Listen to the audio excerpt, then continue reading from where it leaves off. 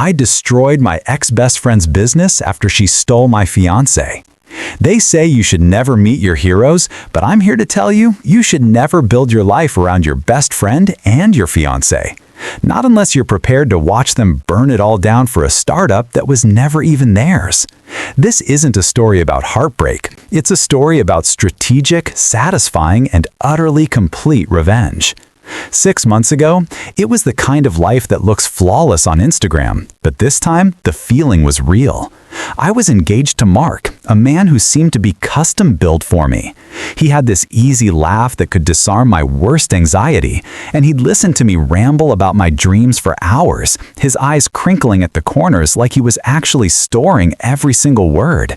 We had a little apartment with a balcony that overflowed with succulents, and the scent of his coffee brewing in the morning felt like a promise that the life we were sketching out was one we'd actually get to live. Then there was Jessica, my Jess. We'd been attached at the hip since we were 7, building forts out of couch cushions and sharing secrets that were so deeply buried they felt like part of our DNA. She was the sister I chose, the maid of honor who was already planning my bachelorette party with a terrifying level of detail.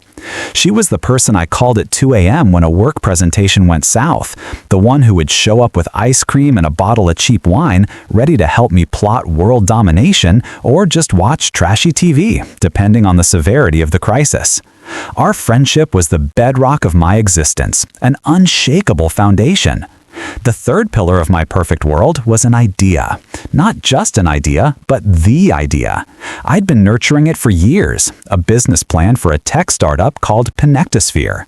It was a platform designed to streamline project management for creative teams, a niche I knew intimately after years of working as a freelance digital producer. I had notebooks filled with flowcharts, spreadsheets detailing financial projections, and a folder on my laptop labeled My Baby that was packed with market research, user interface mockups, and a 5-year growth strategy that was, if I do say so myself, brilliant. Mark and Jess were my biggest cheerleaders. Mark would proofread my investor pitches, his business-minded brain helping me refine the language. Jess would be my sounding board, her creative flair helping me brainstorm marketing campaigns. I felt like the luckiest person in the world, surrounded by a trinity of support, the love of my life, the best friend of my life, and the work of my life. It was a carefully constructed masterpiece, and I was the architect.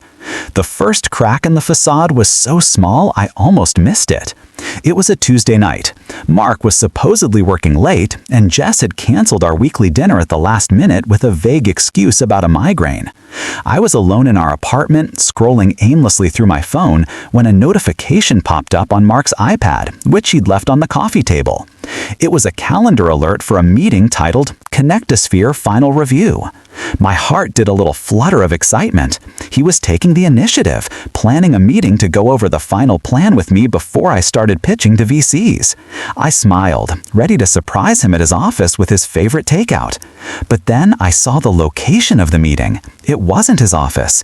It was an address I didn't recognize. And the attendees listed were just 2 names, Mark and Jessica. A cold knot formed in my stomach. Why would they be reviewing my business plan without me? And why at some random address? I told myself I was overreacting, that it was probably a co-working space or a new coffee shop they were trying. But the knot didn't go away. It tightened, a slow, deliberate twist of intuition telling me that the perfect life I had so carefully designed was built on a fault line, and the first tremor had just hit. I needed to know what was happening behind my back, and the thought of what I might find sent a chill down my spine that had nothing to do with the evening air.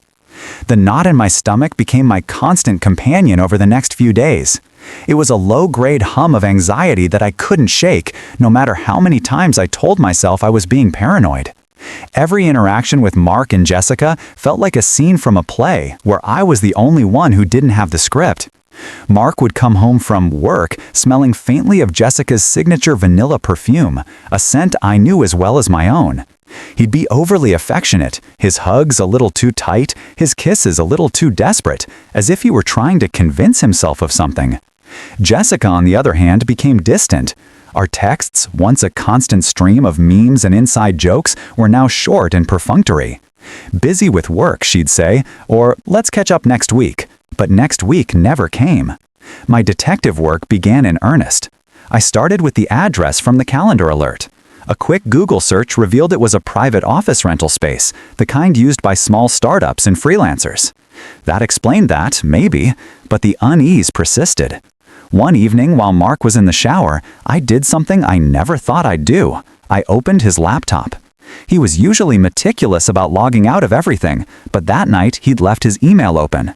My hands trembled as I scrolled. There, buried under a mountain of work-related spam, was a folder labeled CS Project. My blood ran cold.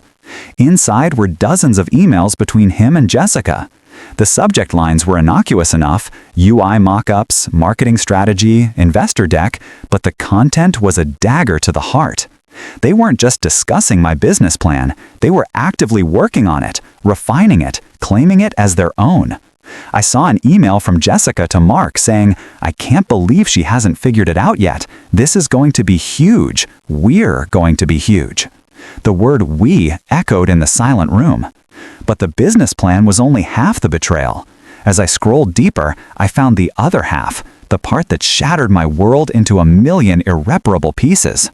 It started with little things: a reference to a late night that wasn't spent working, a joke about a shared meal I didn't know about. Then I found it. An email chain with the subject, "Our Future." It was a conversation between them, laying out their life together once the business took off.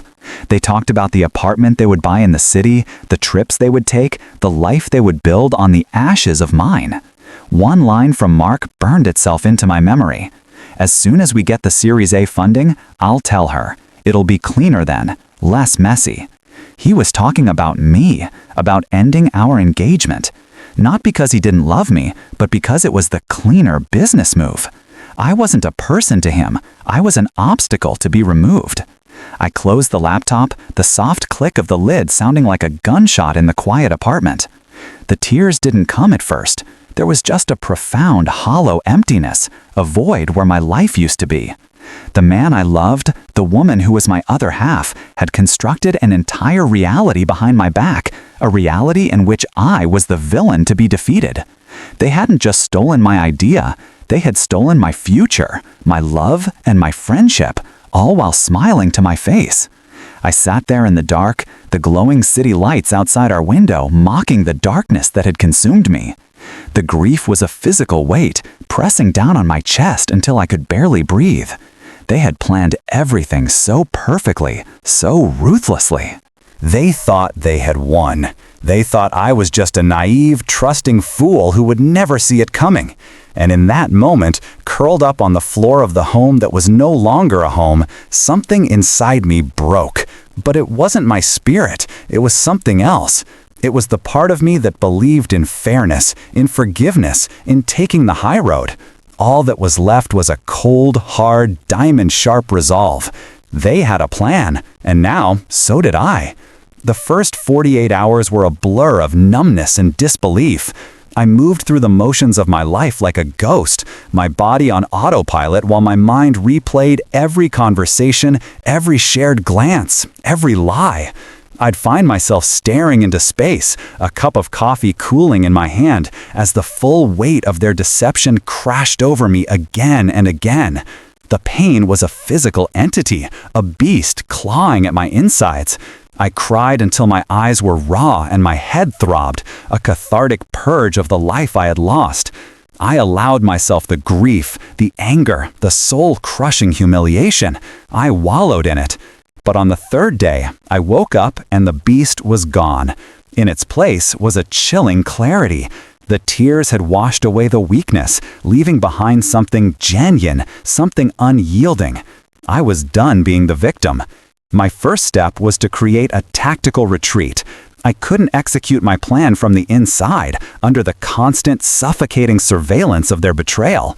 I told Mark I needed some space to visit my parents, a flimsy excuse he accepted with a look of such profound relief it almost made me laugh. He was probably eager to have me out of the house so he and Jessica could celebrate their impending triumph without having to pretend. I packed a single bag, leaving behind most of my clothes, the succulents on the balcony, and the framed photo of the two of us on our last vacation. It was a symbolic act, shedding the skin of the person I used to be. I drove to my parents' house 3 hours away, the entire trip spent in silent, focused concentration. I wasn't running away, I was regrouping. In the quiet solitude of my childhood bedroom, I began to build my strategy. They thought I was a dreamer, a creative type whose head was in the clouds. They saw my business plan as a stroke of luck, a shiny object they had cleverly snatched. But they were wrong. I wasn't just a creative, I was a planner. My business plan wasn't just a collection of good ideas, it was a meticulously constructed machine, and I knew every single nut, bolt, and gear. I also knew its weaknesses. The financial projections, for instance, were intentionally optimistic. I had planned to present them to VCs with a detailed explanation of the risks, a contingency plan for every potential shortfall. I knew the customer acquisition cost was based on a best-case scenario, and the supply chain model was fragile, dependent on a single supplier who was known for inconsistencies.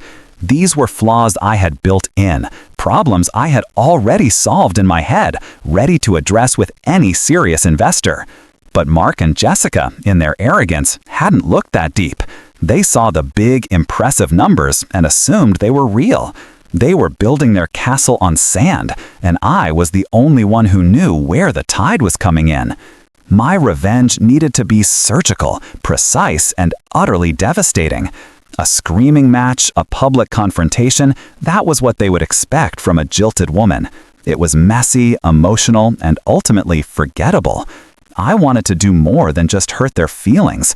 I wanted to dismantle the very thing they had betrayed me for. I wanted to destroy their dream, the way they had destroyed mine. I spent hours online, researching their every move. I found their startup's pre-launch website, a sleek, minimalist page with a countdown timer and a sign-up sheet for early access. I found their LinkedIn profiles, now updated to reflect their new roles as CEO and CCO of ConnectSphere. And then I found him, their biggest competitor. A well-established tech giant called NexusCore, who dominated the project management software space. They were exactly the kind of company who would be threatened by a nimble, innovative startup like ConnectSphere. And they were exactly the kind of company who would have the resources to crush it before it even got off the ground. A plan began to form in my mind. A plan so simple, so elegant, it felt like destiny. I wouldn't confront them. I wouldn't expose them. I would simply give their competition the keys to their kingdom. I would hand them the very blueprint of their failure. With my target identified, the next phase of my operation began: intelligence gathering. I needed the final, definitive version of their financial projections and investor deck. I couldn't use the old versions from Mark's laptop. They needed to be the most current, the most damning. This was the riskiest part of the plan. I was no longer in the apartment, and my access to their digital lives was severed. I had to become a ghost, a phantom in their machine, and I had to do it without leaving a single trace. My first thought was to use our shared cloud storage account. We had a family plan for years, a digital attic where we stored photos and documents. It was a long shot, but I tried my old password. It didn't work. Of course he had changed it. A small, predictable setback. My next idea was more direct, and it required a bit of digital theater. I created a new anonymous email account. The username was a variation on a common name, and the profile picture was a generic stock photo of a smiling woman in a business suit. I named her Amanda Foster, a fictional angel investor from a West Coast venture capital firm I'd researched. My goal was to make them believe they had landed a whale, a potential major investor who was interested in their pre-launch buzz. Crafting the email to Jessica was an art form. I had to sound professional, intrigued, but not overly eager. I complimented the sleekness of their pre-launch site and mentioned I'd heard whispers about their innovative approach through industry channels. I requested a full copy of their investor deck and financial projections for a preliminary internal review. I stressed that my firm was highly interested in disruptive technologies in their space and that I was personally championing their potential. The bait was dangled. Now I just had to wait for them to take it.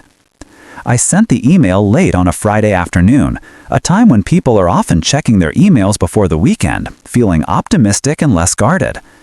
The response came faster than I expected. It was from Jessica, her tone bubbling with the kind of prideful excitement I knew so well. She attached a password-protected PDF. For confidentiality purposes, she wrote. The password was the name of their startup followed by the year. ConnectSphere 2024. It was almost insulting how simple it was. They were so arrogant, so convinced of their own brilliance, that they couldn't fathom anyone seeing them as a threat. I downloaded the file, my heart pounding with a mixture of adrenaline and a strange detached satisfaction. There it was, the complete and final version of my stolen dream. I scrolled through the slides, my eyes scanning for the flaws I knew would be there. And there they were, in all their glory. The customer acquisition cost was even more inflated than I had anticipated. They had projected a 50% conversion rate from their initial marketing blast, a laughably optimistic number for a new product in a crowded market. The 5-year revenue forecast showed a hockey stick growth curve that defied all logic, based on the assumption that they would capture 20% of the market share within 3 years, a feat that would take a miracle. And the supply chain vulnerability I had identified was completely ignored. They had banked their entire operational model on a single, unreliable supplier, with no backup plan whatsoever. It was a house of cards, built on a foundation of pure, unadulterated hubris. They had taken my solid, well-researched plan and turned it into a fantasy. This wasn't just a business plan. It was a confession of their own incompetence. I had the weapon. It was loaded, and it was pointed directly at their hearts. Now, all I had to do was aim. The final piece of the puzzle was crafting the delivery mechanism. The information was useless if it wasn't presented in the right way. I couldn't just forward the email from Amanda Foster to Nexus Corp. That would be too easy to trace back to a fictional IP. I needed a new identity, a new persona, one that was untraceable and, more importantly, believable. I created another anonymous email account, this one through a VPN server in a different country, using a browser that left no cookies or history. The username was a string of random numbers and letters, the kind of thing a true whistleblower would use. There was no name, no signature, just the cold, hard data. I spent an entire day drafting the email to the head of product development at Nexus Corp. I'd researched him, of course. He was a notorious shark in the tech world, known for his aggressive competitive tactics and his zero-tolerance policy for upstarts. He was the perfect audience. The email couldn't sound emotional or personal. It had to be framed as an act of corporate espionage, a leak from a concerned insider who wanted to see the industry leader maintain its dominance. The subject line was simple and direct. Urgent. Competitive intelligence, pre-launch startup, ConnectSphere. The body of the email was just as concise. I introduced myself as a concerned contractor with brief access to ConnectSphere's internal documents. I explained that I had seen their investor deck and was alarmed by the fundamentally flawed and misleading financial projections that were likely being used to secure funding. I attached the PDF, the very same one Jessica had sent me, and added a final, chilling sentence. Their operational model is built on a single point of failure in their supply chain. A preemptive market analysis or a targeted supply chain disruption could neutralize this threat before it gains traction. Consider this an anonymous gift. It was a masterclass in passive aggression, a velvet glove hiding an iron fist. I was giving them not just the information, but the strategy to use it. I read the email over and over, each word scrutinized for any hint of my true identity or motive. It was perfect. It was professional, anonymous, and devastatingly effective. It appealed directly to the recipient's ego and competitive instinct. I wasn't just a jilted ex-fiancé, I was a ghost in the machine, a strategic asset. The moment of truth arrived. It was late, past midnight. The apartment was silent, save for the hum of my laptop. My finger hovered over the send button. This was it, the point of no return. Once I clicked that button, there was no going back. The war would be officially declared. A wave of something, fear, excitement, a terrifying sense of power washed over me. I thought about Mark's easy laugh and Jessica's warm hugs. I thought about the years of friendship and love, all reduced to this single, irreversible act. For a fleeting moment, I hesitated. But then I saw the line from his email again. Less messy. They had wanted a clean break, a surgical removal of me from their lives. I was about to show them what a real mess looked like. I took a deep breath, held it, and clicked send. The message vanished from my screen, traveling through the digital ether to its target. It was done. The trap was sprung. Now, all I could do was wait for the dominoes to fall. The week that followed was an exercise in controlled patience. I didn't contact Mark or Jessica. I didn't check their social media profiles obsessively. I forced myself to live a normal life, to go for runs, to have dinner with my parents, to work on a new, smaller project for a local client. But underneath the calm facade, a current of electric anticipation thrummed through me.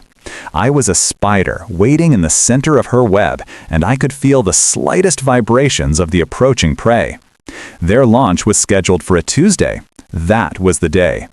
I woke up that morning and made a cup of coffee, my hands surprisingly steady. I opened my laptop and navigated to their website. The countdown timer was at its final hours. I refreshed the page, watching the seconds tick away. At exactly 9 a.m., the timer hit 0. The screen changed. But instead of the triumphant "We're live" announcement I was expecting, there was a simple, stark message. Launch postponed. Thank you for your patience. My lips curved into a slow, cold smile. It had started. I began my digital reconnaissance, starting with the tech news sites. And there it was, the first article. ConnectSphere's launch stalls amidst internal technical difficulties. The article was speculative, but it mentioned rumors of last-minute investor concerns. I knew exactly what that meant. Nexus Corp had made their move. I spent the next few hours piecing together the fallout from various sources. It was better than I could have ever imagined. Nexus Corp hadn't just leaked the information, they had weaponized it. They had launched a preemptive marketing campaign for their own newly updated software, using language that directly mirrored ConnectSphere's proposed features. They had also, according to a post on an industry forum, apparently secured an exclusive contract with the very supplier ConnectSphere was counting on, the single point of failure I had identified. They hadn't just neutralized the threat, they had surgically dismantled it, piece by piece, in full view of the public. The real joy, however, came from watching Jessica and Mark's private implosion. Jessica's Instagram, once a curated feed of inspirational quotes and aesthetic coffee cups, became a stream of frantic, vague posts. "Sometimes the universe tests you," one read. "Believe in yourself, even when no one else does," said another. Her Twitter account was a goldmine of passive-aggressive despair. Mark, ever the more private one, had gone completely dark. But through a mutual friend, I heard the details. The investors had pulled out, one by one. The technical difficulties were a cover story for the fact that their entire financial model had been exposed as a house of cards.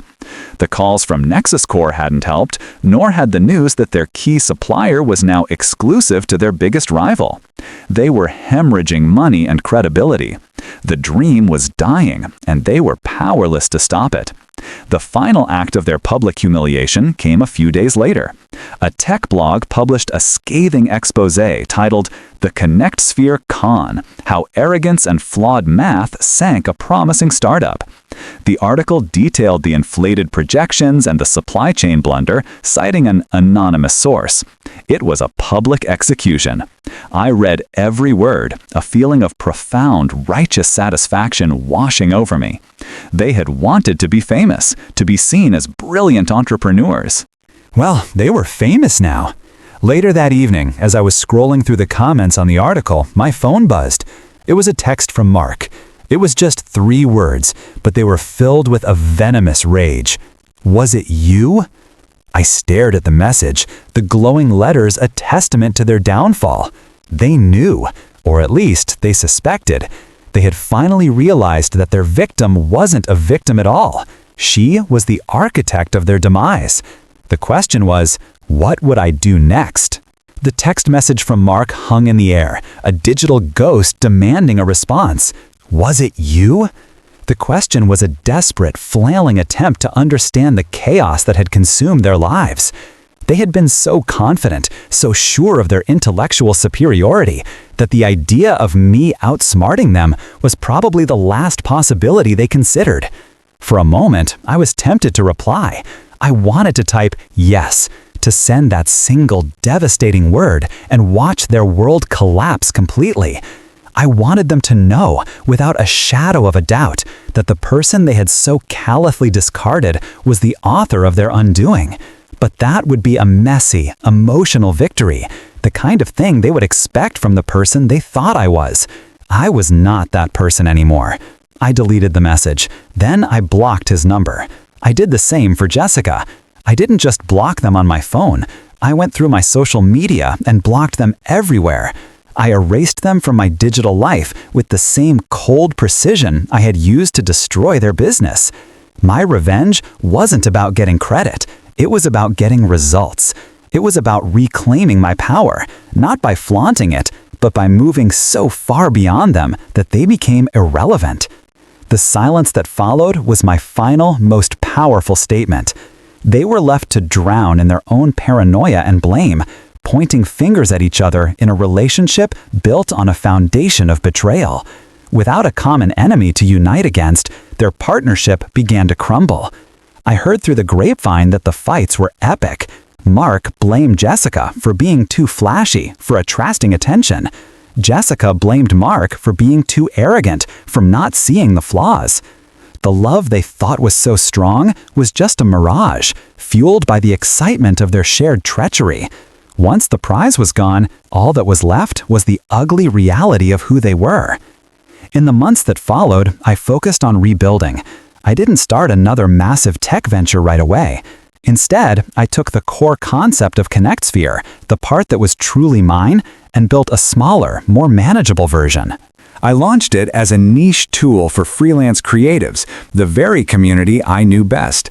I didn't seek out massive venture capital. I bootstrapped it, funding it with small projects and building it slowly, sustainably.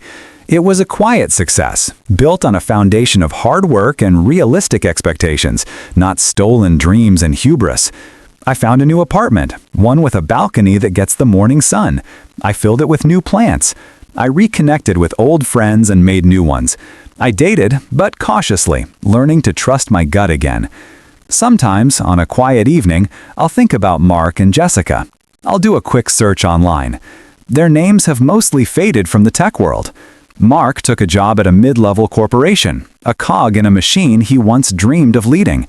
Jessica moved to a different city, her social media a sad echo of its former self, filled with posts about finding herself and new beginnings. They never recovered. The stain of their very public failure was too great. They didn't just lose a business, they lost their reputations, their dreams, and each other. Do I feel guilty? No. I don't revel in their misery, but I don't pity it either.